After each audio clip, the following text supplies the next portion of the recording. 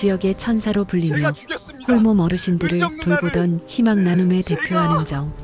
그녀는 더 많은 사람을 돕고 싶다는 순수한 마음으로 투자를 시작했지만 그것이 인생 최악의 선택이 되고 맙니다.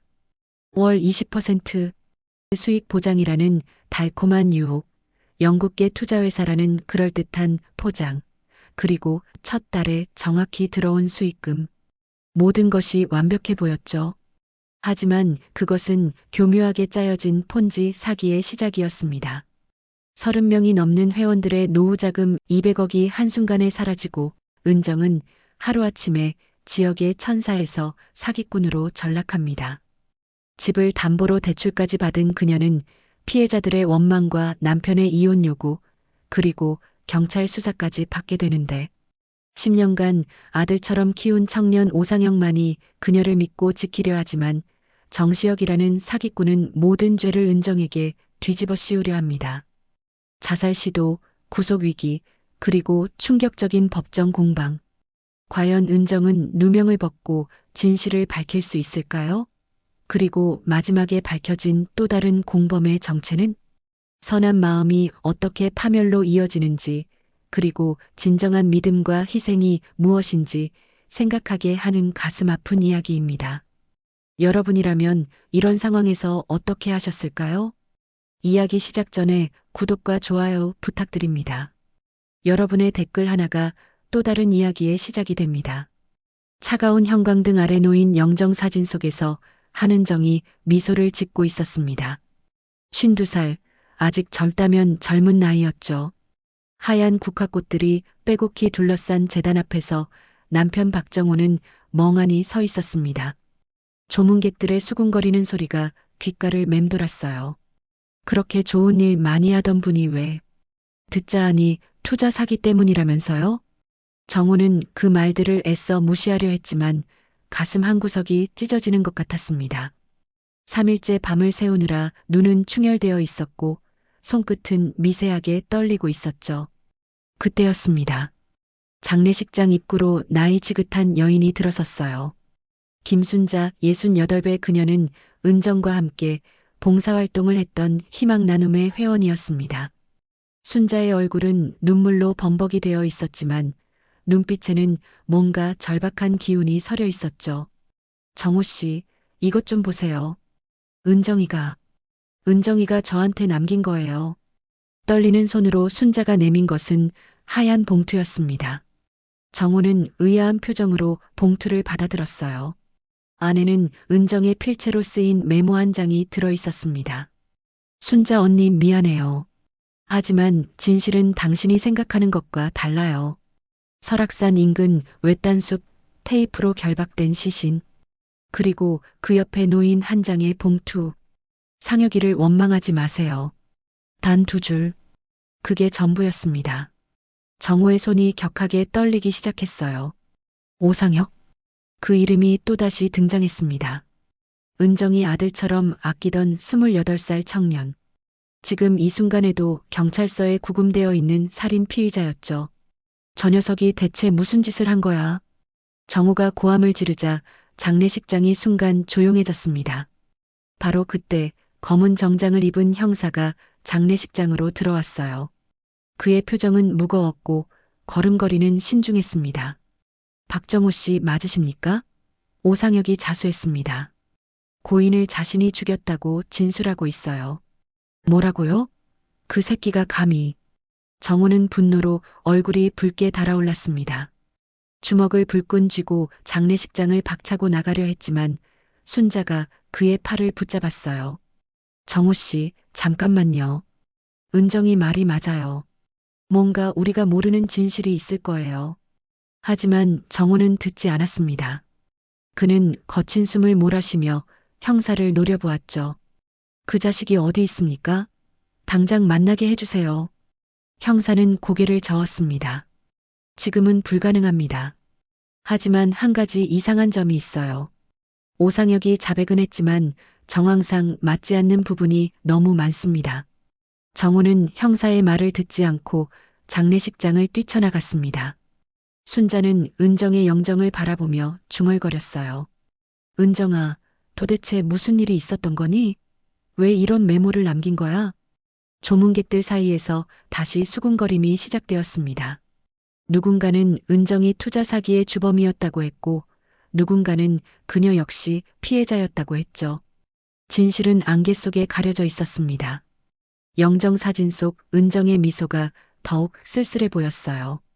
생전에 그토록 많은 사람을 도왔던 그녀가 이렇게 비참한 최후를 맞았다는 게 믿기지 않았습니다. 순자는 봉투를 다시 한번 들여다보았죠. 혹시 놓친 게 있을까 싶어서였어요. 이게 다야? 은정아, 이게 정말 내가 하고 싶었던 마지막 말이야? 순자의 눈에서 또다시 눈물이 흘러내렸습니다. 희망 나눔의 회원들이 하나둘 모여들기 시작했어요. 그들의 표정은 복잡했죠.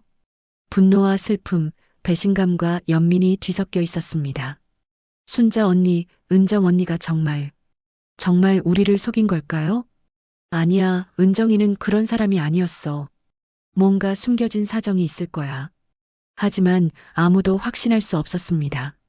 3개월 전만 해도 은정은 지역의 천사로 불렸었죠. 그런데 지금은 사기꾼의 오명을 뒤집어 쓴 채 차가운 관 속에 누워 있었습니다. 형사가 순자에게 다가와 낮은 목소리로 말했어요. 김순자 씨, 혹시 고인이 최근에 이상한 행동을 하거나 특별한 말을 한 적 없으셨습니까? 순자는 고개를 저었지만 문득 무언가 떠오른 듯 멈칫했습니다. 3개월 전 따스한 봄날이었습니다. 지역 복지관 강당은 사람들로 가득 차 있었어요.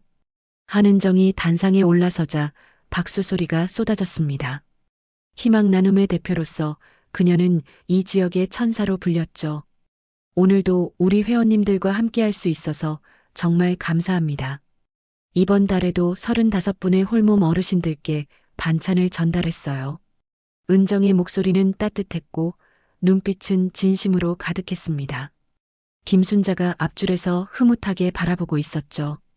회원들 30여 명이 은정의 말 한마디 한마디에 고개를 끄덕였습니다. 은정 씨는 정말 대단해요. 일주일에 4번씩 봉사활동을 하시잖아요. 그러게요. 본인도 힘드실 텐데 늘 웃으시니까. 지역 신문 기자가 카메라를 들고 사진을 찍었습니다. 은정이 어르신들께 반찬을 건네는 모습이 다음날 신문 일면에 실릴 예정이었죠. 그때 강당 뒤쪽 문이 열리며 깔끔한 정장 차림의 중년 남자가 들어왔습니다. 안녕하십니까? 저는 영국계 투자회사 한국지사장 정시혁이라고 합니다. 그는 명함을 건네며 은정에게 다가왔어요. 명함에는 화려한 금박 글씨로 회사 이름이 새겨져 있었습니다.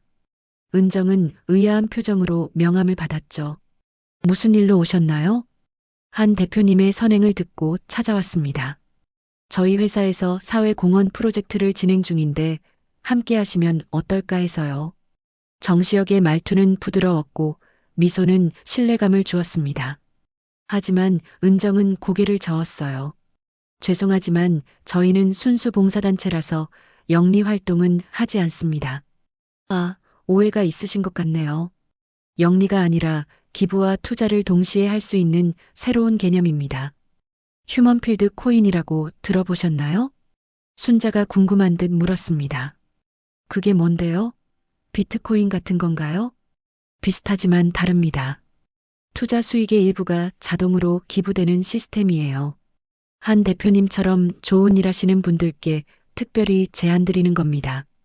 은정은 여전히 경계하는 눈빛이었지만 회원들 사이에서는 관심을 보이는 이들이 있었어요.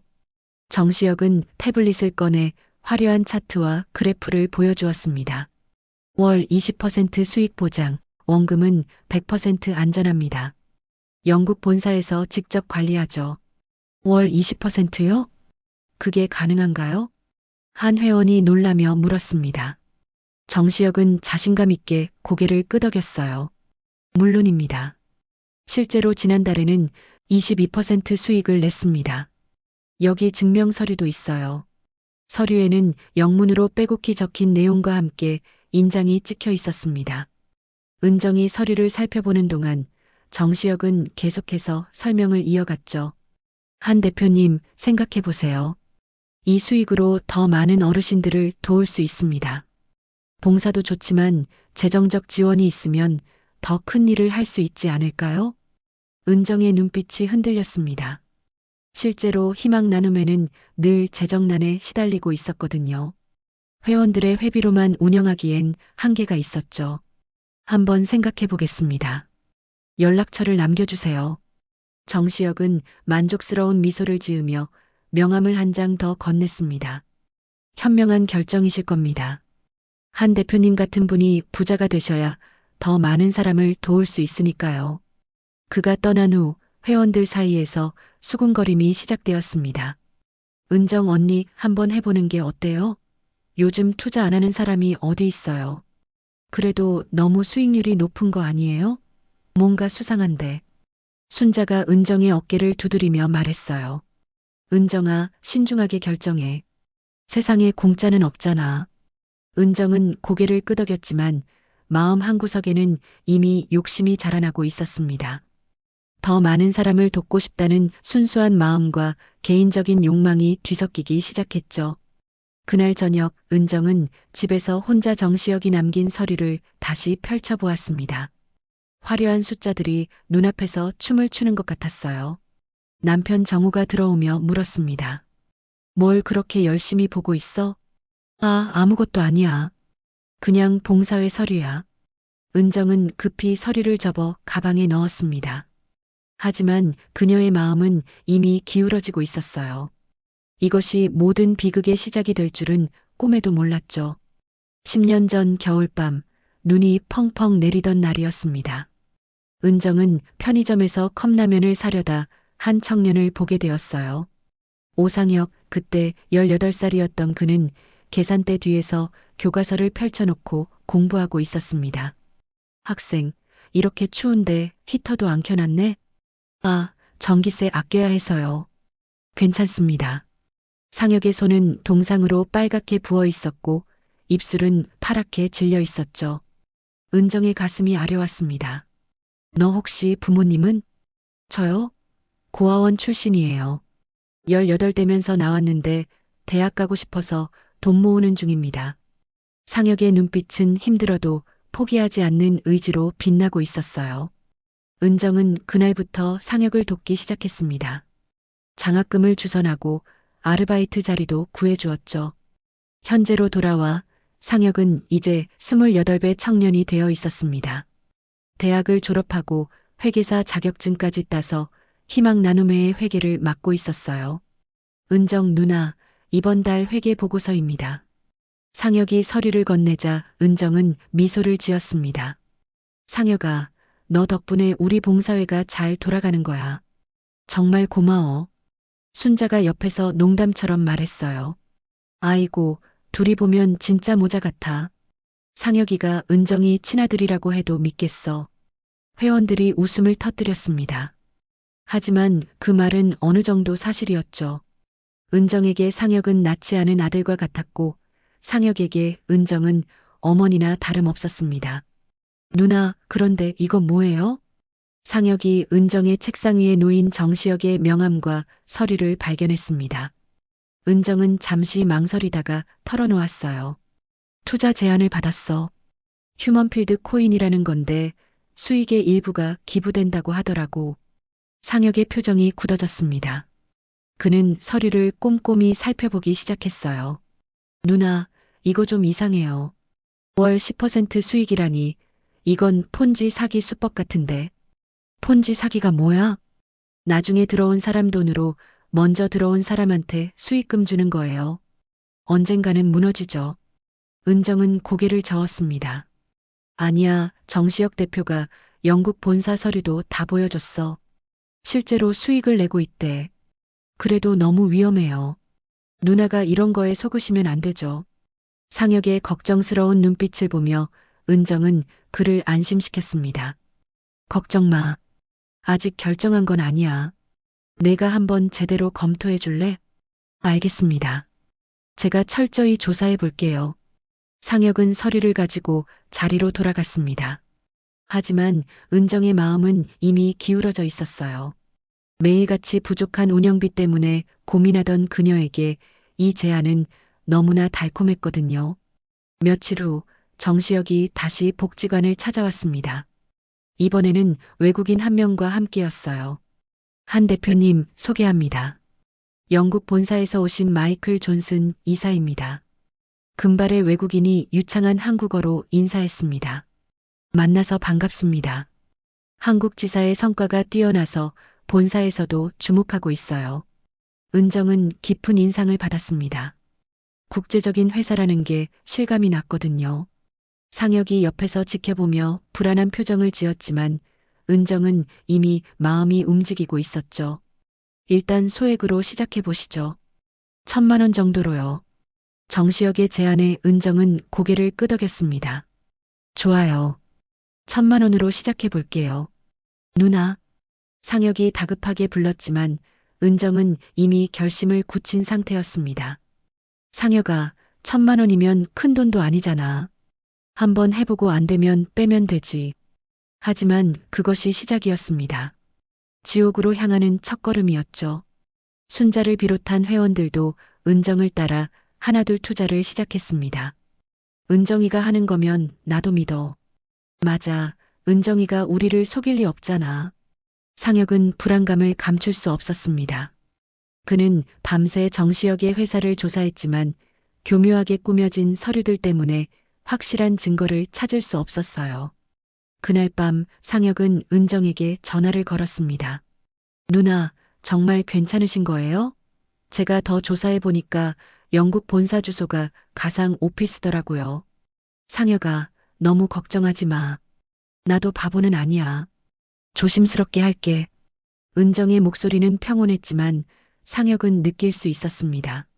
그녀가 이미 깊이 빠져들고 있다는 것을요. 10년 전 추운 겨울밤 자신을 구해준 은인이 이제는 자신이 지켜야 할 사람이 되어버렸습니다. 대형 호텔 컨벤션홀이 화려한 조명으로 빛나고 있었습니다.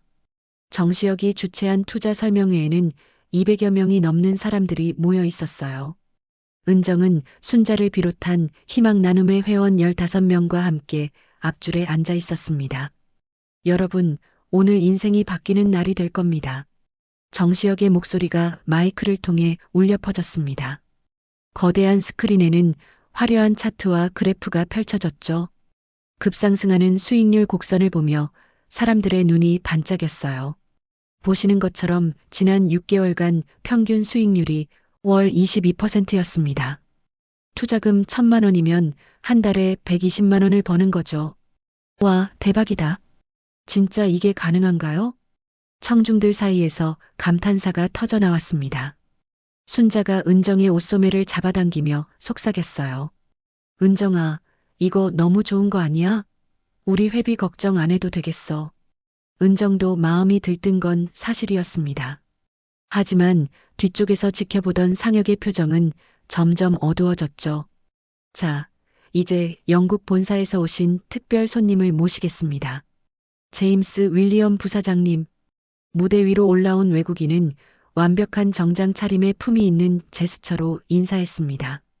통역을 통해 전달된 그의 말은 신뢰감을 주기에 충분했어요. 한국 시장의 성장 가능성을 높이 평가합니다. 특별히 이번 달 가입자에게는 추가 보너스 3%를 드리겠습니다. 월 23%라니. 회원 중 한 명이 벌떡 일어났습니다. 저 5,000만 원 투자하겠습니다. 저도요. 3,000만 원. 너도 나도 투자 의사를 밝히기 시작했어요. 은정은 망설였습니다. 이미 1,000만 원을 투자한 상태였지만 더 넣고 싶은 욕심이 생겼거든요. 한 대표님, 특별히 VIP 라운지로 모시겠습니다. 정시혁이 은정의 손을 잡고 이끌었습니다. 별도로 마련된 고급 라운지에는 샴페인과 캐비어가 준비되어 있었어요. 한 대표님처럼 영향력 있는 분이 함께해 주시니 정말 든든합니다. 특별 혜택을 드리고 싶은데요. 특별 혜택이요? 부동산 개발 사업과 연계된 프로젝트입니다. 일반 투자자들에겐 공개하지 않는 거예요. 수익률이 월 20%까지 가능합니다. 은정의 심장이 빠르게 뛰기 시작했습니다. 월 20%면 1억 투자 시 한 달에 2,000만 원이었어요. 하지만 최소 투자금이 1억입니다. 한 대표님이라면 충분히 가능하시리라 믿습니다. 1억이라. 은정은 고민에 빠졌습니다. 그 순간 상혁이 라운지로 들어왔어요. 누나, 이러시면 안 돼요. 이건 명백한 사기예요. 상혁 씨, 무례하시네요. 우리가 사기꾼이란 증거라도 있습니까? 정시혁의 목소리가 차가워졌습니다. 상혁은 휴대폰을 꺼내 화면을 보여줬어요. 이 사람 본명은 정시혁이 아니라 김철수예요. 3년 전에도 비슷한 사기로 구속된 전력이 있고요. 그건 동명이인입니다. 제 여권 보시겠습니까? 정시혁은 여유롭게 영국 여권을 꺼내 보였습니다. 완벽하게 위조된 서류였지만 그 자리에선 구별할 수 없었죠. 누나, 제발 정신 차리세요. 이미 회원들이 5억 넘게 투자했어요. 이 이상은 위험해요. 은정은 상혁과 정시혁을 번갈아 보았습니다. 한쪽은 10년간 믿어온 아들 같은 청년, 다른 한쪽은 부와 성공을 약속하는 사업가였죠. 상혁아, 걱정해줘서 고마워. 하지만 이건 내가 결정할 일이야. 누나, 일단 설명해나 끝까지 들어보자. 그 다음에 결정해도 늦지 않아. 하지만 은정의 마음은 이미 기울어져 있었습니다. 무대로 돌아온 정시혁이 마지막 한마디를 던졌어요. 오늘 이 자리에서 가입하신 분들께만 특별 선물이 있습니다. 첫 달 수익금을 2배로 드립니다. 환호성이 터졌습니다. 사람들이 서로 먼저 계약서를 받으려고 몰려들었어요. 은정도 그 흐름에 휩쓸렸습니다. 저도 추가로 5천만 원 더 넣겠습니다. 순자도 외쳤습니다. 저는 3천만 원이요. 상혁은 무력하게 그 광경을 지켜볼 수밖에 없었습니다. 탐욕이 이성을 집어삼키는 순간이었죠. 한 달이 지났습니다. 은정의 통장에 정확히 1,500만 원이 입금되었어요. 1,000만 원 투자에 대한 첫 수익금이었죠. 설명에 특별 보너스까지 더해진 금액이었습니다. 세상에, 정말 들어왔네. 은정은 통장을 몇 번이나 확인했습니다. 믿기지 않았어요. 복지관 사무실로 뛰어간 은정은 순자에게 통장을 보여줬습니다. 순자 언니 봐요. 진짜예요.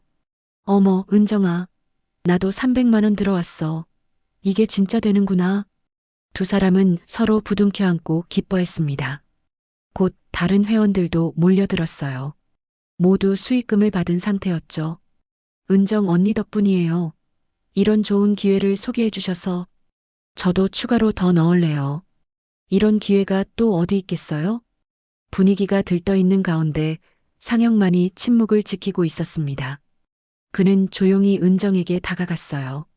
누나, 이건 전형적인 폰지 수법이에요. 초반에 수익금 주면서 신뢰를 쌓는 거예요. 상혁아, 실제로 돈이 들어왔잖아. 의심만 하지 말고 현실을 봐. 은정의 목소리에는 확신이 담겨 있었습니다. 그녀는 이미 추가 투자를 결심한 상태였죠. 누나, 제발. 지금이라도 빼세요. 원금만이라도 찾으세요. 하지만 은정은 고개를 저었습니다. 오히려 그녀는 핸드폰을 꺼내 은행 앱을 열었어요. 대출 한도가 20억까지 가능하네. 집을 담보로 하면. 누나, 집까지 담보로 잡으시면 안 돼요. 상혁이 다급하게 말렸지만 은정의 눈은 이미 욕망으로 불타고 있었습니다. 상혁아, 이 기회를 놓치면 평생 후회할 거야. 월 2천만 원이야. 2천만 원. 1년이면 2억 4천만 원이라고. 정시혁에게서 전화가 왔습니다. 은정은 즉시 받았어요. 한 대표님, 축하드립니다. 첫 수익금 확인하셨죠? 어떠세요? 만족하시나요? 네, 정말 놀라워요. 말씀하신 대로 정확히 들어왔네요. 그럼 VIP 투자 생각해 보셨나요? 지금 결정하시면 특별히 한 달 수익금을 선지급해 드립니다. 선지급이요? 네, 2억 투자하시면 2천만 원을 바로 드리는 거죠. 대표님을 믿기 때문에 가능한 혜택입니다. 은정의 손이 떨렸습니다. 2천만 원을 바로 받는다니. 그 돈이면 복지관 운영비 걱정을 덜 수 있었어요. 알겠습니다. 20억 투자하겠습니다. 현명한 결정이십니다. 내일 사무실로 오시면 계약서 작성하시죠. 전화를 끊은 은정은 회원들을 둘러보았습니다. 모두가 그녀를 믿는 눈빛이었어요. 여러분, 저는 20억을 투자하기로 했습니다. 물론 강요는 안 해요. 각자 판단하세요. 하지만 은정의 결정은 곧 회원들의 결정이 되었습니다. 순자가 먼저 나섰어요. 나도 5천만 원 더 넣을래. 은정이가 하는 건 믿어. 저도 3천만 원 추가요. 저는 2천만 원. 눈 깜짝할 사이에 추가 투자금이 100억을 넘어섰습니다. 상혁은 절망적인 표정으로 그 광경을 지켜봤어요. 이틀 후 은정은 정시혁의 사무실을 찾았습니다.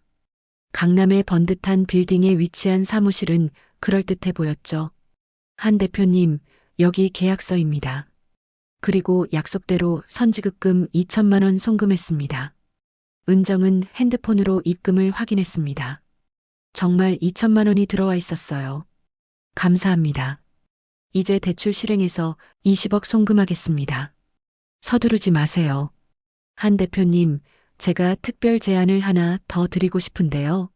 정시혁이 몸을 앞으로 기울였습니다. 다른 투자자들을 더 모집해 주시면 소개 수수료로 투자금의 10%를 드립니다. 그건 다단계 아닌가요? 아닙니다. 정당한 소개 수수료죠.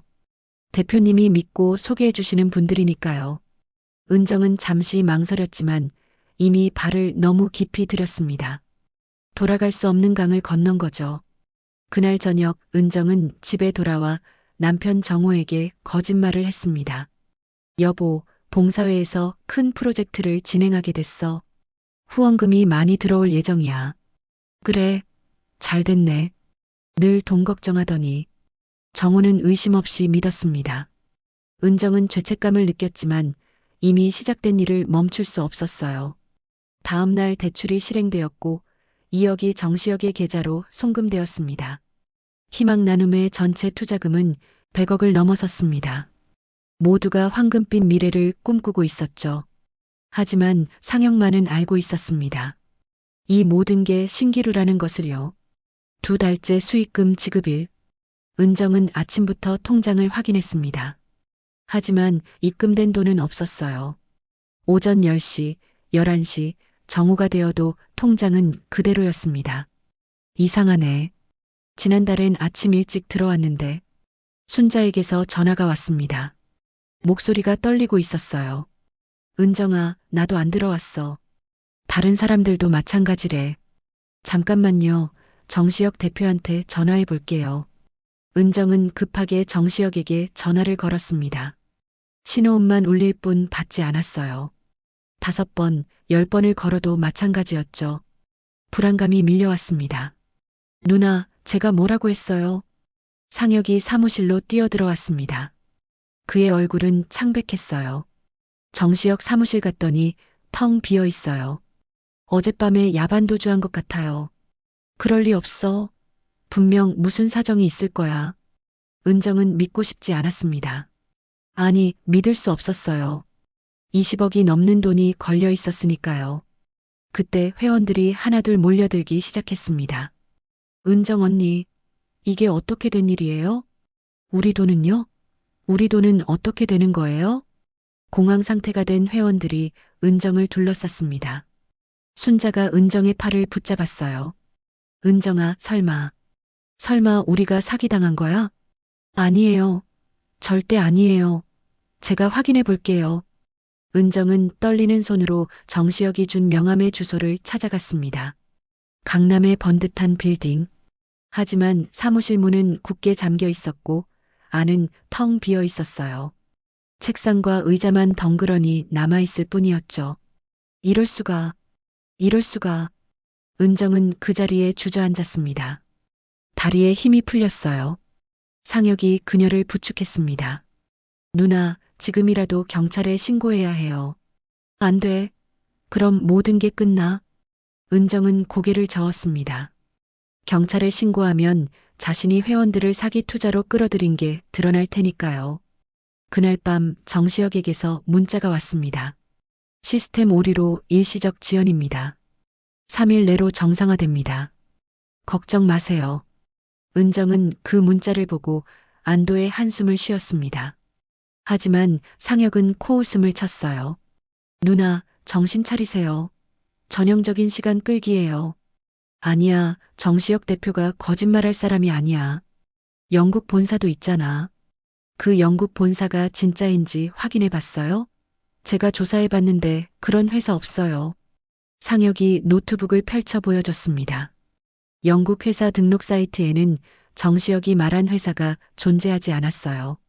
이건 뭔가 착오가 있을 거야. 은정은 현실을 부정했습니다. 인정하면 모든 게 무너질 것 같았거든요.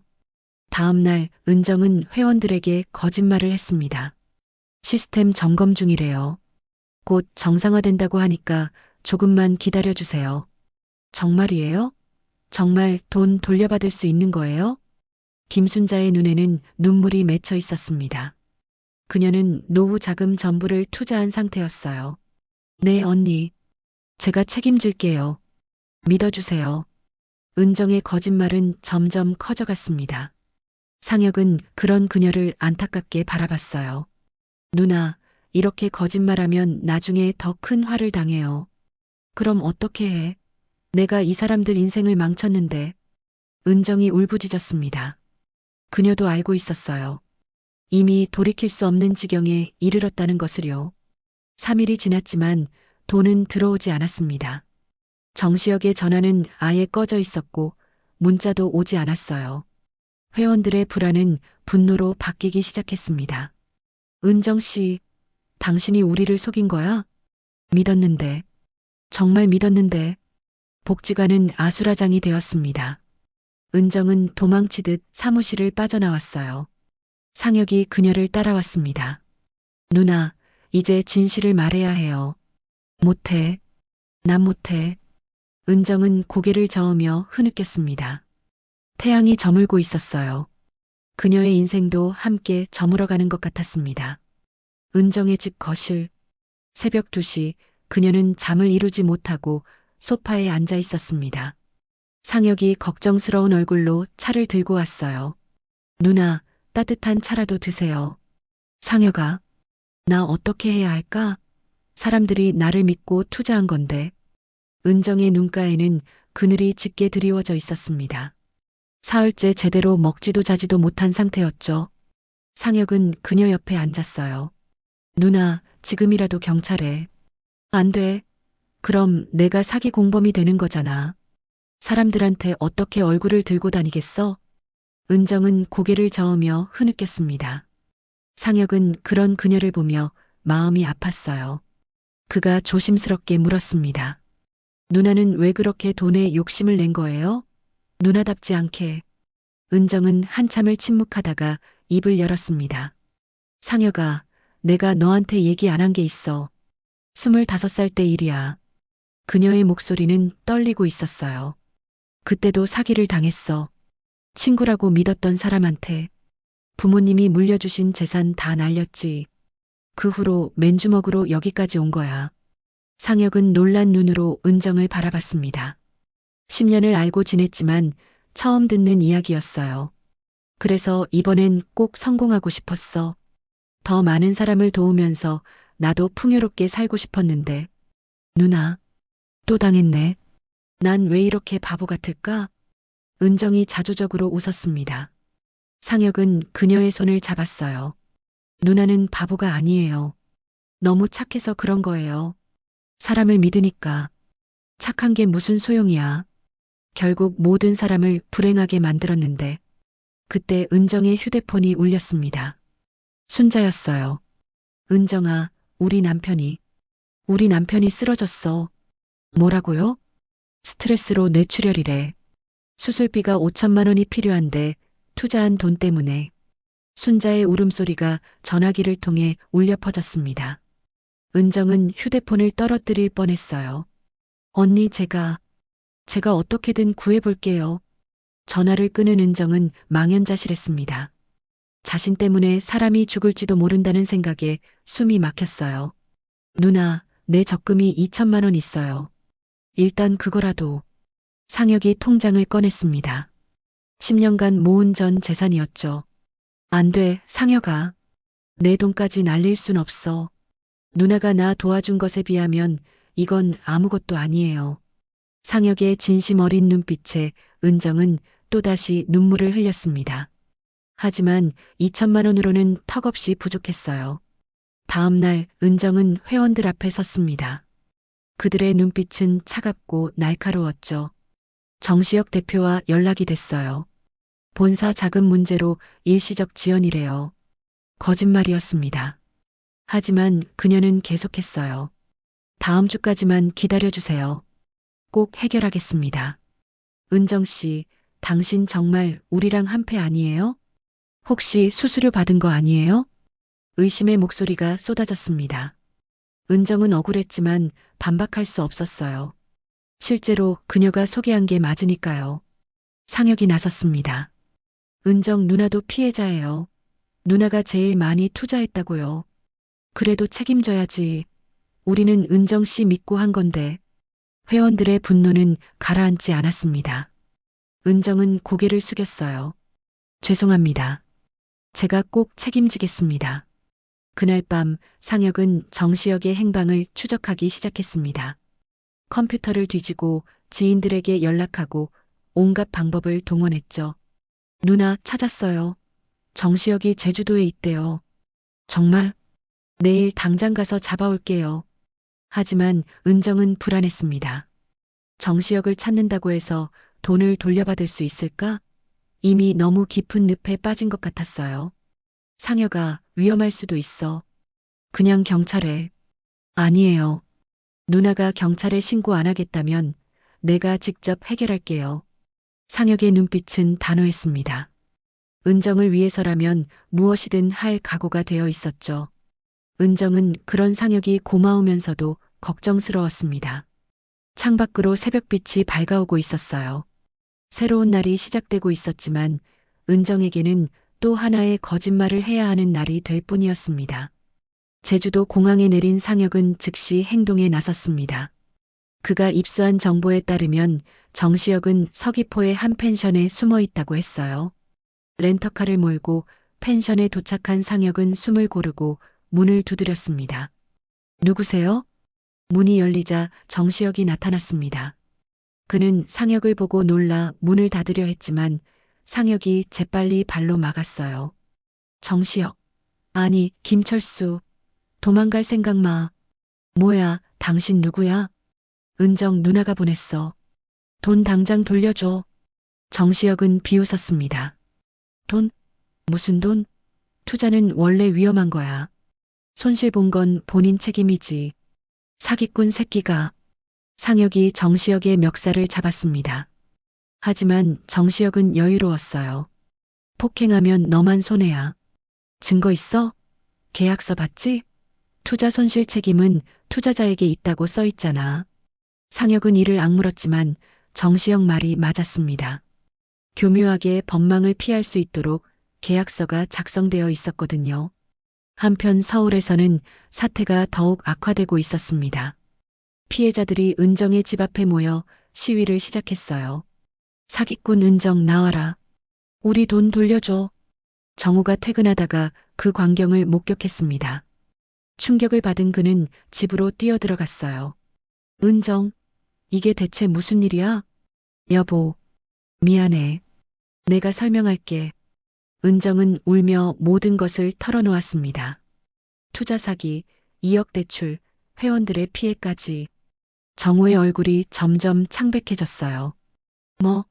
집을 담보로 2억을? 너 정신이 있어, 없어? 미안해. 정말 미안해. 미안하다고? 우리 인생이 끝났는데 미안하다고? 정우는 분노를 참지 못하고 거실 탁자를 엎어버렸습니다. 은정은 바닥에 주저앉아 흐느꼈어요. 다음 날 지역 언론이 이 사건을 보도하기 시작했습니다. 희망 나눔의 대표 한은정 씨, 20억 투자 사기 연루 의혹. 뉴스 화면에 은정의 얼굴이 크게 나왔습니다. 순식간에 그녀는 지역의 천사에서 사기꾼으로 낙인 찍혔어요. 복지관에서는 긴급회의가 열렸습니다. 순자가 일어나 말했어요. 은정이가 우리를 속였어요. 처음부터 한패였을지도 몰라요. 맞아요. 소개 수수료 받았다면서요? 우리를 이용한 거예요. 회원들의 분노는 극에 달했습니다. 은정은 그들 앞에서 무릎을 꿇었어요. 죄송합니다. 제가 다 책임지겠습니다. 집을 팔아서라도. 집 판다고 20억이 나와? 우리 인생 다 망쳤는데. 누군가 은정에게 물을 끼얹었습니다. 또 다른 사람은 그녀의 머리채를 잡았어요. 상황이 험악해지자 경비원이 뛰어들어 말렸습니다. 상혁이 제주도에서 급히 돌아왔습니다. 정시혁을 설득하는데 실패한 것이죠. 하지만 그는 중요한 것을 발견했어요.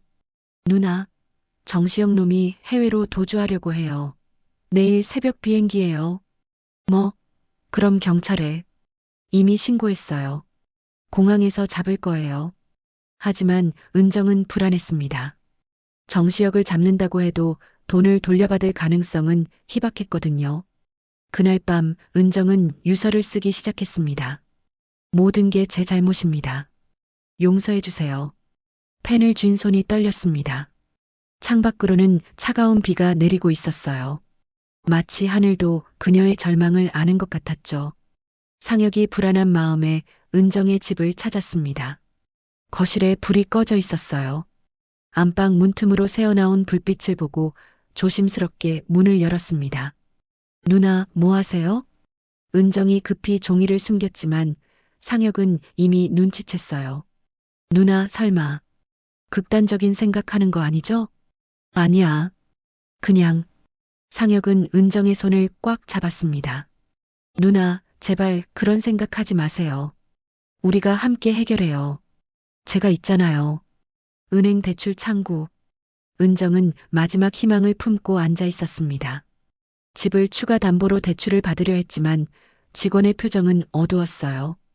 죄송합니다. 이미 한도 초과입니다. 더 이상의 대출은 불가능해요. 다른 방법은 없나요? 제발. 정말 급해요. 부채 비율이 너무 높으세요. 오히려 기존 대출도 위험한 상황입니다. 은정은 절망적으로 은행을 나왔습니다. 휴대폰이 쉴 새 없이 울렸어요. 피해자들의 항해 전화였죠. 그녀는 전화를 꺼버렸습니다. 복지관앞. 피해자들이 플래카드를 들고 시위를 하고 있었어요. 사기꾼 한은정 구속하라. 우리 돈 내놔. 은정은 뒷문으로 몰래 들어가려 했지만 누군가 그녀를 발견했습니다. 저기 있다. 한은정이다. 순식간에 사람들이 몰려들었어요. 은정은 도망치다가 넘어졌습니다. 무릎에서 피가 났지만 일어설 수 없었어요. 사람들의 분노 어린 얼굴이 그녀를 둘러쌌습니다. 이 사기꾼아, 우리 인생 돌려줘. 그때 충격적인 소식이 전해졌습니다. 순자가 울며 소리쳤어요. 우리 남편이 죽었어. 모든 사람이 침묵했습니다. 순자가 은정에게 다가왔어요. 너 때문이야. 너 때문에 우리 남편이 죽었어. 순자가 은정의 뺨을 때렸습니다. 한 대, 두 대, 세 대. 은정은 맞으면서도 아무 말도 하지 못했어요. 죄책감이 그녀를 짓누르고 있었으니까요. 상혁이 뛰어와 순자를 말렸습니다. 그만하세요. 누나도 피해자예요. 피해자? 이 여자가 우리를 깨어낸 주범이야. 경찰차가 도착했습니다. 형사들이 내려 은정에게 다가왔어요. 한은정 씨 사기 혐의로 조사받으셔야 합니다. 네, 알겠습니다. 은정이 경찰차에 오르는 순간 기자들이 몰려들었습니다. 카메라 플래시가 터졌고 마이크가 그녀 앞으로 쏟아졌어요. 한 씨, 정말 공범이었습니까? 피해자들에게 할 말은? 은정은 고개를 숙인 채 아무 말도 하지 못했습니다. 상혁이 기자들을 막으려 했지만 역부족이었어요. 경찰서 조사실. 형사가 서류를 펼쳐놓고 물었습니다. 투자금 중 일부가 당신 개인 계좌로 들어간 기록이 있습니다. 설명해 주시죠. 그건 정시혁이 소개 수수료라고. 소개 수수료요? 그럼 알고 있었다는 거네요. 이게 다단계라는 걸. 아니에요. 전 정말 몰랐어요. 하지만 증거는 은정에게 불리했습니다. 그녀의 계좌로 3천만 원이 입금된 기록이 있었거든요. 정시혁이 교묘하게 만든 함정이었지만 그걸 증명할 방법은 없었어요. 집으로 돌아온 은정을 정우가 기다리고 있었습니다. 그의 손에는 이혼 서류가 들려 있었어요. 서명해. 더는 못 참겠어. 여보, 당신하고는 더 이상 못 살아. 우리 집안 망신을 다 시켰어. 정우는 차갑게 돌아섰습니다. 은정은 무너져 내렸어요. 모든 것을 잃었습니다. 신뢰, 명예, 가족까지. 상혁이 적금을 깨서 가져온 2천만 원을 은정에게 건넸습니다. 누나, 이거라도 피해자들에게. 상혁아, 이건 내 전부잖아. 괜찮아요. 누나가 더 중요해요. 하지만 2천만 원은 200억. 피해액에 비하면 티끌에 불과했습니다. 은정의 휴대폰에는 협박 문자가 쏟아졌어요. 죽여버리겠다. 가만 안 둔다. 내 가족도 가만 안 둬. 은정은 공포에 떨었습니다. 창밖을 내다보니 누군가 집을 지켜보고 있었어요. 그녀는 커튼을 닫고 구석에 웅크렸습니다. 그날 밤 은정은 상혁에게 전화했습니다. 상혁아, 미안해. 내 인생까지 망친 것 같아. 누나, 무슨 소리예요? 저는 괜찮아요. 아니야. 너도 내 곁을 떠나. 너까지 피해 입으면 안 돼. 상혁은 불안감을 느꼈습니다. 은정의 목소리가 너무 차분했거든요. 마치 모든 것을 정리한 사람처럼. 누나, 지금 어디예요? 제가 지금 갈게요. 상혁아, 고마웠어. 정말로. 전화가 끊겼습니다. 상혁은 급하게 은정의 집으로 달려갔어요. 그의 가슴속에는 불길한 예감이 가득했습니다. 한편 경찰은 은정의 계좌를 추적하며 더 많은 의혹을 발견하고 있었습니다. 정시혁과의 연결고리가 하나둘 드러나고 있었죠. 하지만 그것은 모두 정시혁이 만든 함정이었습니다. 경찰서 수사과, 형사들이 은정의 계좌 내역을 분석하고 있었습니다. 컴퓨터 화면에는 복잡한 자금 흐름이 표시되어 있었어요. 팀장님, 이상한 점을 발견했습니다. 투자금 중 일부가 한은정 씨 개인 계좌로 우회된 후 다시 빠져나갔어요. 얼마나 되지? 약 5천만 원입니다. 그런데 최종 도착지가 해외 계좌예요. 형사들의 표정이 굳어졌습니다. 은정이 공범일 가능성이 더욱 짙어진 것이죠. 하지만 그들은 몰랐습니다. 정시혁이 은정 명의를 도용해 만든 계좌였다는 것을요. 한편 상혁은 은정의 집 앞에서 초조하게 기다리고 있었습니다. 은정이 전화를 받지 않았거든요. 그때 순자가 다른 피해자들과 함께 나타났어요. 오상혁, 너도 한패지? 아니에요. 전 은정 누나를 돕고 있을 뿐이에요. 돕는다고? 너도 수수료 받았겠지. 순자가 상혁의 뺨을 때렸습니다. 다른 피해자들도 그를 둘러쌌어요. 회계 담당이었으면서 몰랐다고? 거짓말하지 마. 진짜 몰랐어요. 저도 속은 거예요. 하지만 아무도 그의 말을 믿지 않았습니다. 상혁은 매를 맞으면서도 은정을 걱정했어요. 그녀가 무슨 일을 저지를까 두려웠거든요. 은정은 산속의 작은 모텔에 숨어 있었습니다. 탁자 위에는 수면제 한 통이 놓여 있었어요. 그녀는 떨리는 손으로 약병을 들었다 놓았다를 반복했습니다. 이렇게 끝내는 게 맞을까? 하지만 더 이상 버틸 수가 없어. 그때 뉴스에서 충격적인 소식이 흘러나왔습니다. 정시혁 씨가 공항에서 체포되었습니다. 그는 한은정 씨와 공모했다고 진술했습니다. 뭐라고? 은정은 화면을 응시했습니다. 정시혁이 수갑을 찬 채 기자들 앞에서 말하고 있었어요. 한은정이 먼저 제안했습니다. 함께 투자 사기를 치자고요. 수익은 반반으로 나누기로 했죠. 거짓말이야. 거짓말. 은정은 텔레비전을 향해 소리쳤지만 아무도 들을 수 없었습니다. 정시혁은 교묘하게 모든 죄를 은정에게 뒤집어 씌우고 있었어요. 상혁이 필사적으로 은정을 찾아다녔습니다. 그는 은정이 자주 가던 장소들을 하나씩 확인했어요. 마침내 산속 모텔 주차장에서 은정의 차를 발견했습니다. 누나, 누나. 상혁이 문을 두드렸지만 대답이 없었어요. 불안한 마음에 문을 부수고 들어갔습니다. 은정은 침대에 누워 있었고 옆에는 빈 약병이 굴러다니고 있었어요. 누나, 안 돼. 상혁은 즉시 119에 신고했습니다. 다행히 은정은 아직 약을 많이 먹지 않은 상태였어요. 구급차가 도착하고 은정은 병원으로 실려갔습니다. 병원 응급실. 은정이 눈을 떴을 때 상혁이 그녀의 손을 잡고 있었어요. 그의 눈은 충혈되어 있었습니다. 누나, 왜 이런 짓을? 상혁아, 미안. 너무 힘들어서. 죽으면 정시영 놈이 더 좋아해요. 누나가 모든 죄를 뒤집어 쓰게 되는 거예요. 은정은 눈물을 흘렸습니다. 죽어서도 편할 수 없다는 생각이 들었어요. 형사가 병실로 들어왔습니다.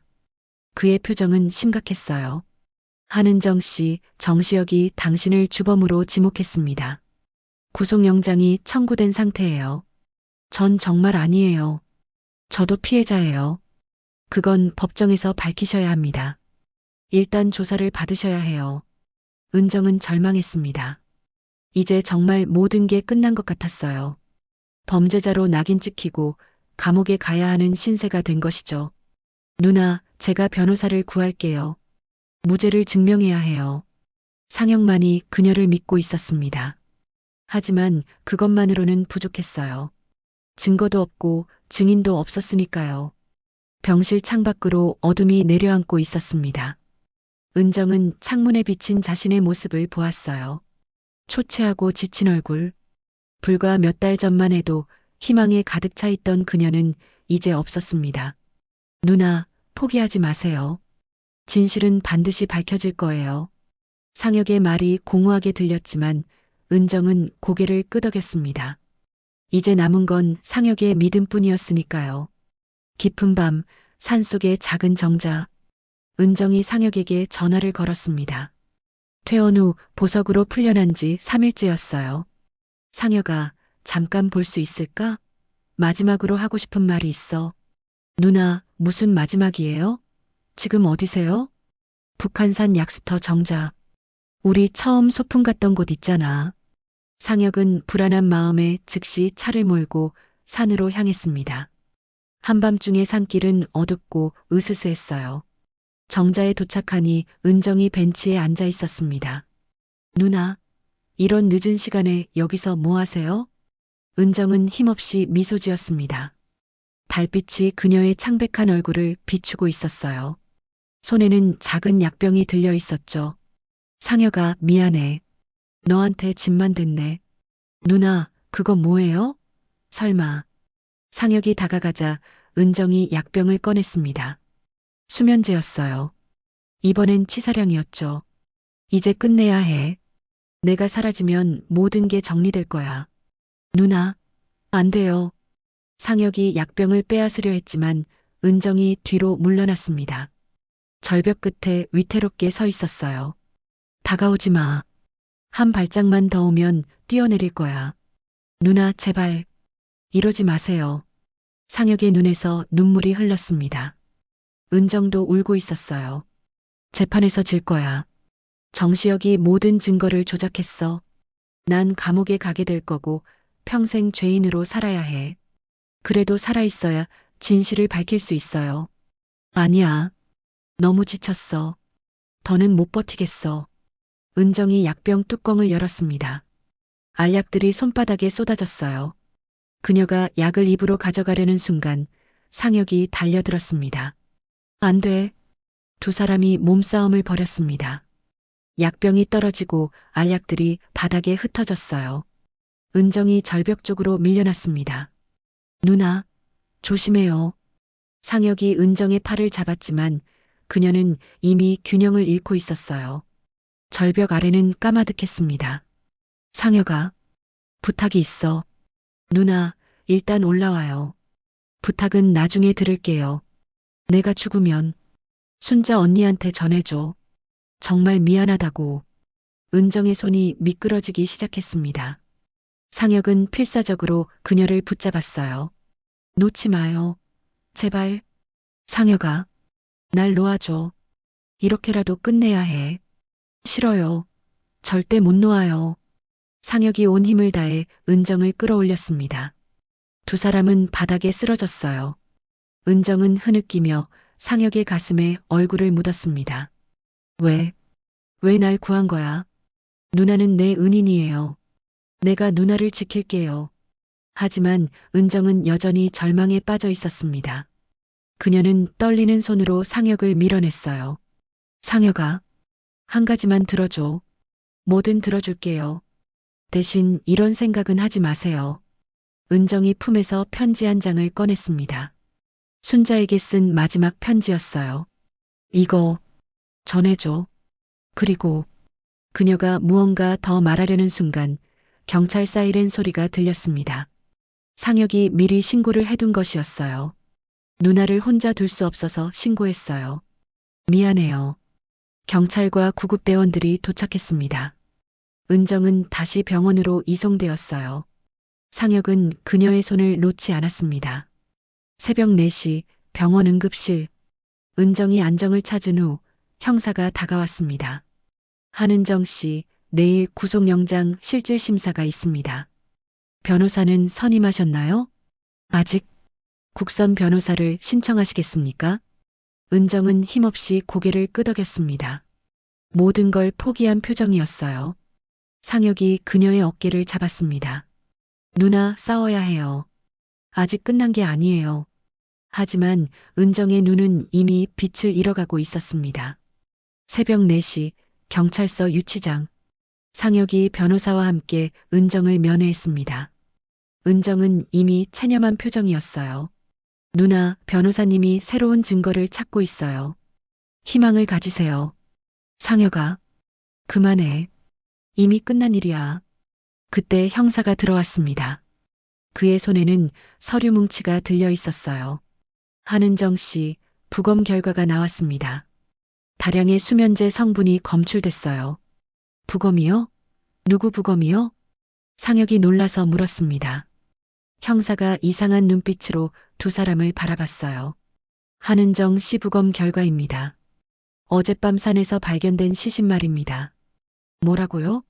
누나는 여기 있는데요. 순간 모두가 침묵했습니다. 형사가 서류를 다시 확인했어요. 잠깐, 이게 어떻게... 바로 그때 은정의 휴대폰이 울렸습니다. 발신자 표시는 정시혁이었어요. 모두가 놀란 눈으로 휴대폰을 응시했습니다. 받아보세요. 형사가 녹음 장비를 준비했습니다. 은정이 떨리는 손으로 전화를 받았어요. 여보세요? 은정아, 나야. 정시혁? 당신이 어떻게... 감옥에 있는 거 아니었어요? 보석으로 나왔어. 들어봐, 우리 거래를 하자. 은정의 손이 떨렸습니다. 형사가 계속 들으라는 신호를 보냈어요. 무슨 거래요? 내가 진실을 말해줄게. 대신 너도 입 다물어. 우리가 공범이었다고 해. 미쳤어요? 왜 내가 거짓말을 해야 하죠? 그럼 상혁이가 위험해질 거야. 내가 증거를 만들었거든. 그 애가 돈을 빼돌린 것처럼. 은정의 얼굴이 창백해졌습니다. 상혁을 위협하다니요. 상혁이는 아무 잘못이 없어요. 그건 나도 알아. 하지만 경찰은 믿을까? 회계 담당이었잖아. 형사가 통화 내용을 메모하며 신호를 보냈습니다. 계속 말을 끌라는 뜻이었어요. 당신이 원하는 게 뭐죠? 간단해. 재판에서 공범이었다고 인정해. 그럼 나도 상혁이 거는 없던 일로 할게. 그럼 나는요? 나는 어떻게 되는데요? 너야 어차피 끝났잖아. 하지만 상혁이는 살려야지. 내가 그렇게 아끼던 애잖아. 은정은 울음을 참으며 말했습니다. 알겠어요. 하지만 약속 지켜야 해요. 물론이지. 내일 재판에서 보자. 전화가 끊겼습니다. 형사가 즉시 녹음 파일을 확인했어요. 이건 명백한 협박입니다. 이걸로 정시혁을 다시 잡을 수 있어요. 하지만 은정은 불안했습니다. 정시혁이 진짜로 상혁에게 위해를 가할까 봐요. 다음 날 아침 은정의 휴대폰 복구 작업이 완료되었습니다. 삭제된 통화 기록에서 놀라운 사실이 발견되었어요. 한은정 씨 사망 전날 정시혁과 20분간 통화한 기록이 있네요. 사망 전날이요? 전 살아있는데요? 형사가 당황하며 서류를 뒤적였습니다. 뭔가 크게 잘못되고 있었어요. 그때 순자가 경찰서로 찾아왔습니다. 그녀의 손에는 편지 한 장이 들려 있었어요. 이거 은정이가 저한테 남긴 편지예요. 근데 이상해요. 편지를 읽어보니 은정의 필체가 맞았지만 내용이 이상했습니다. 순자 언니, 제가 투자금을 빼돌렸어요. 정시혁과 짜고 한 일이에요. 죄송합니다. 이건 내가 쓴 게 아니에요. 은정이 소리쳤습니다. 하지만 필체 감정 결과는 본인이 맞다고 나왔어요. 상혁이 무언가 깨달은 듯 말했습니다. 잠깐, 이건 함정이에요. 정시혁이 누나를 완전히 매장시키려는 거예요. 형사가 고개를 끄덕였습니다. 맞아요. 근데 왜 부검 얘기가 나온 거지? 시스템 오류인가? 미스터리는 점점 깊어져 갔습니다. 은정은 유치장 철창을 잡고 흐느꼈어요. 이제 정말 끝이야. 아무도 날 믿지 않을 거야. 상혁만이 그녀 곁을 지키고 있었습니다. 하지만 그마저도 위험에 처한 상황이었죠. 경찰 사이버 수사대. 상혁의 노트북이 압수되어 분석 중이었습니다. 젊은 수사관이 화면을 응시하며 이마를 찌푸렸어요. 선배님, 이상한 게 발견됐습니다. 투자금 운용 내역이 조작된 흔적이 있어요. 조작? 누가 했는데? 접속 기록을 보니 오상혁 씨 계정이네요. 하지만 수사관이 더 깊이 파고들었습니다. 그리고 놀라운 사실을 발견했어요. 이건 원격 조종입니다. 누군가 해외 IP로 상혁 씨 컴퓨터를 해킹해서 조작한 거예요. 상혁이 벌떡 일어났습니다. 그럼 제가 결백하다는 증거가 되는 거죠?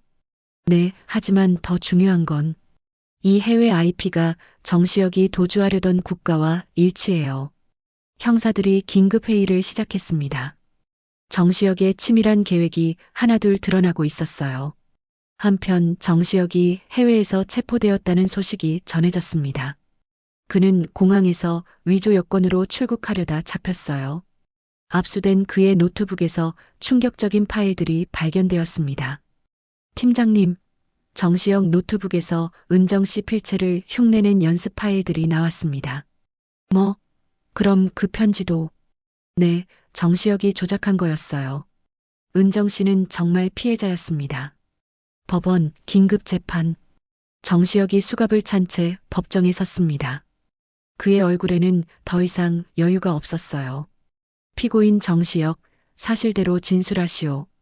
저는 묵비권을 행사하겠습니다. 하지만 증거는 충분했습니다. 검사가 증거 자료를 제시했어요. 피고인은 치밀하게 한은정 씨를 함정에 빠뜨렸습니다. 투자금을 빼돌린 후 모든 죄를 뒤집어 씌우려 했죠. 방청석에 앉아있던 순자가 눈물을 흘렸습니다. 은정을 의심했던 것이 미안했어요. 은정아, 미안해. 내가 너를 믿지 못했어. 변호사가 추가 증거를 제출했습니다. 여기 피고인이 은정 씨와 오상혁 씨를 협박한 녹취록이 있습니다. 명백한 범죄 행위입니다. 판사가 고개를 끄덕였습니다. 피고인의 죄질이 매우 나쁩니다. 선량한 시민들을 기만하고 한 사람의 인생을 파괴하려 했습니다. 그때 검사가 또 다른 폭탄을 터뜨렸습니다. 한 가지 더 있습니다.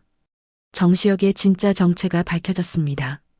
법정이 술렁였습니다. 검사가 서류를 펼쳤어요. 본명 김철수 상습 사기범으로 여러 차례 전과가 있습니다. 이번이 5번째 사기 행각이었죠. 정시혁, 아니 김철수가 고개를 떨구었습니다. 더 이상 빠져나갈 구멍이 없었어요. 상혁이 증인석에 섰습니다. 그는 침착하게 진실을 증언했어요. 은정 누나는 처음부터 끝까지 피해자였습니다. 선한 마음을 이용당한 거예요. 오상혁 증인, 당신도 의심을 받았는데 어떻게 생각하십니까? 저는 상관없습니다. 중요한 건 은정, 누나의 명예가 회복되는 거예요. 상혁의 진심 어린 증언에 방청석에서 흐느끼는 소리가 들렸습니다. 희망 나눔의 회원들이 은정을 위해 탄원서를 제출했어요. 판사가 중간 정리를 했습니다. 한은정 씨에 대한 혐의는 모두 무죄로 판단됩니다. 오히려 피해자로서 보상을 받아야 할 입장입니다. 은정이 피고인석에서 울음을 터뜨렸습니다. 긴 악몽이 끝나가고 있었어요.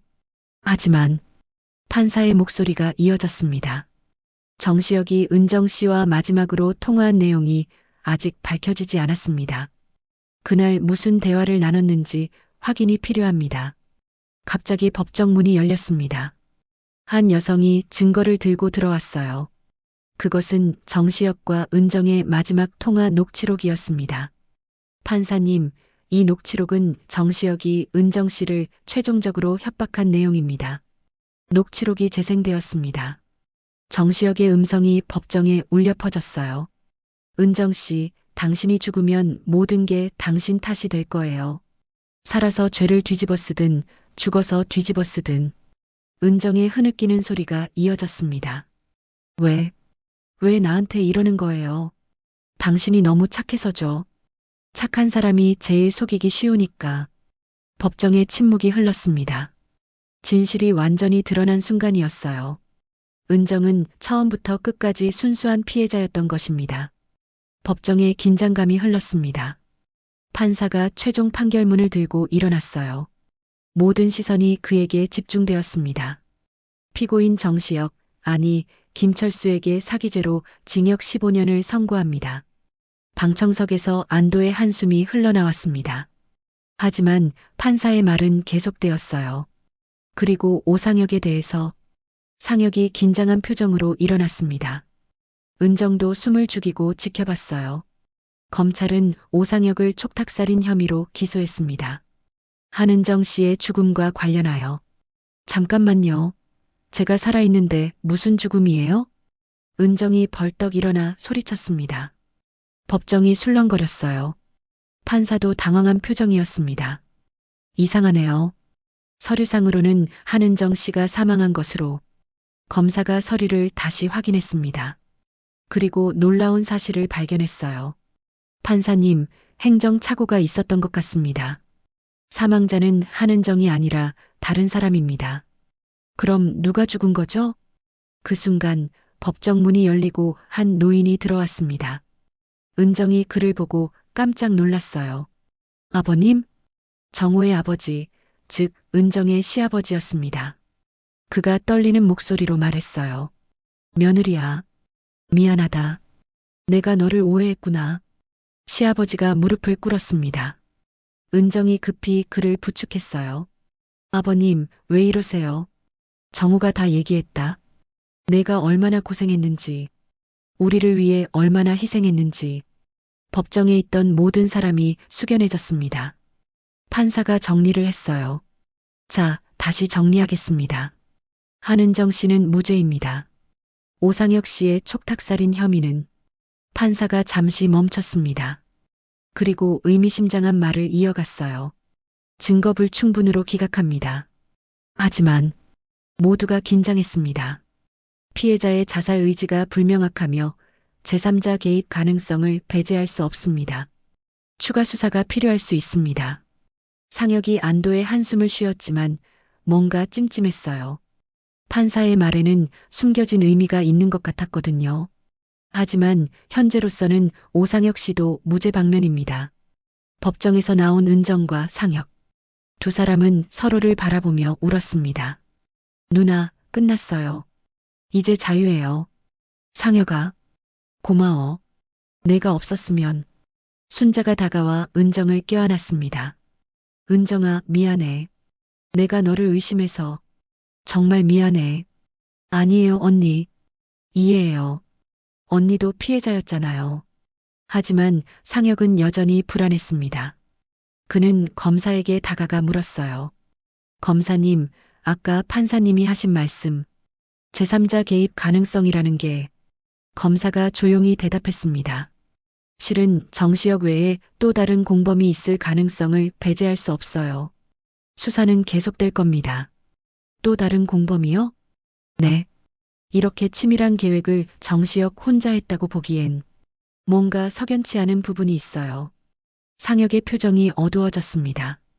끝난 것 같았던 사건에 또 다른 비밀이 숨어 있는 걸까요?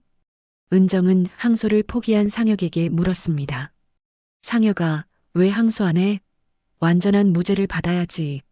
괜찮아요, 누나. 이것만으로도 충분해요. 하지만 상혁의 눈빛에는 뭔가 숨기는 것이 있었습니다. 은정은 그것을 눈치챘지만 묻지 않았어요. 너무 많은 일을 겪었으니까요. 정우가 법원 밖에서 기다리고 있었습니다. 그의 손에는 이혼 서류가 들려 있었어요. 하지만 그는 그것을 찢어버렸습니다. 은정아, 미안해. 다시 시작하자. 은정은 정우를 바라보며 작게 고개를 끄덕였습니다. 하지만 그들의 관계가 예전으로 돌아갈 수 있을지는 미지수였어요. 6개월 후 가을, 단풍이 붉게 물든 산속 묘지. 은정과 정우가 나란히 걸어가고 있었습니다. 그들의 손에는 국화꽃이 들려 있었어요. 여기야. 순자 언니 남편 묘소. 묘비 앞에는 이미 누군가 놓고 간 꽃이 있었습니다. 순자가 먼저 다녀간 것 같았어요. 은정이 묘비 앞에 무릎을 꿇었습니다. 형님, 죄송합니다. 제 때문에. 정우가 은정의 어깨를 감쌌습니다. 두 사람은 한참을 그렇게 있었어요. 그때 순자가 나타났습니다. 그녀의 얼굴은 많이 수척해져 있었지만 눈빛은 평온했어요. 은정아, 왔구나. 언니, 미안해. 정말 미안해. 순자가 은정의 손을 잡았습니다. 이제 그만해. 우리 모두 피해자였잖아. 너도 나도 우리 남편도. 세 사람은 묘비 앞에서 잠시 묵념을 했습니다. 바람에 낙엽이 흩날렸어요. 그런데 은정아, 이거 받았어? 순자가 봉투 하나를 건넸습니다. 은정이 열어보니 보험금 수령 통지서였어요. 이게 뭐예요? 내가 우리를 위해 들어놨던 보험이래. 피해 보상용으로. 변호사가 찾아낸 거야. 은정이 놀란 눈으로 서류를 확인했습니다. 정말로 그녀가 몰래 가입해둔 보험이었어요. 피해자들을 위한 마지막 안전장치였던 것이죠. 나, 이런 걸 언제? 너도 기억 안 나? 정시혁한테 속기 전에 드러났대. 무의식 중에 데뷔한 거야. 은정의 눈에서 눈물이 흘렀습니다. 자신도 모르게 최악의 상황을 준비했던 것 같았어요. 그때 상혁이 언덕 아래서 올라왔습니다. 그의 손에는 편지 봉투가 들려 있었어요. 누나, 이것 좀 보세요. 뭐야, 상혁아? 교도소에서 온 편지예요. 정시혁이 보낸 거예요. 모두가 긴장했습니다. 상혁이 편지를 읽기 시작했어요. 한은정 씨에게, 당신이 이 편지를 읽고 있다면 내 마지막 양심을 전하고 싶습니다. 실은 또 한 명이 있었습니다. 은정의 얼굴이 창백해졌습니다. 그 사람은 처음부터 나와 함께 계획을 짰어요. 하지만 나는 그 이름을 말할 수 없습니다. 왜냐하면 편지는 거기서 끝나 있었습니다. 마치 누군가 일부러 찢은 것처럼.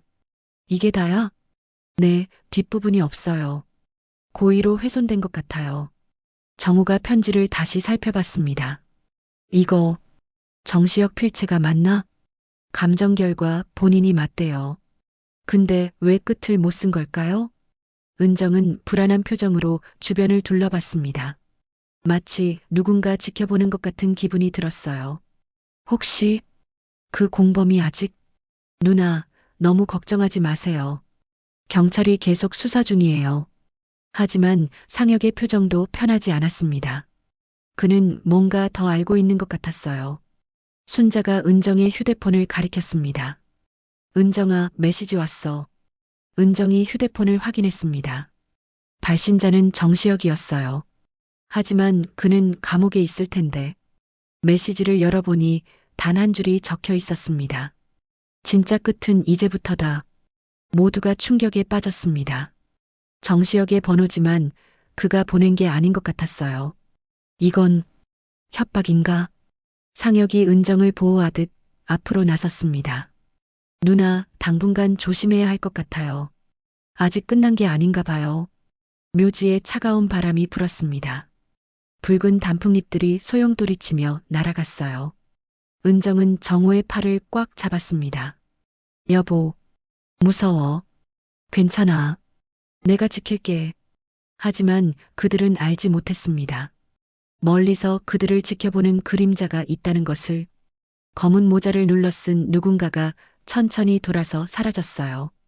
해가 지고 있었습니다.